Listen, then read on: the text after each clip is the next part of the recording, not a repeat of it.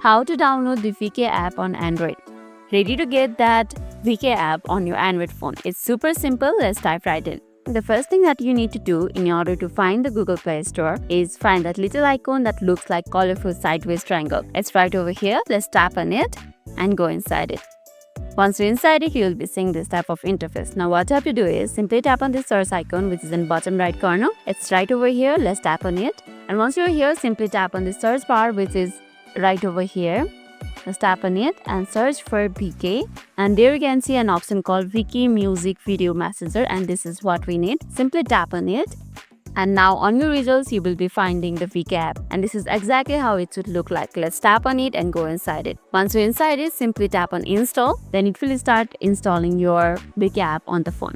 Once it finishes, the button will change to open.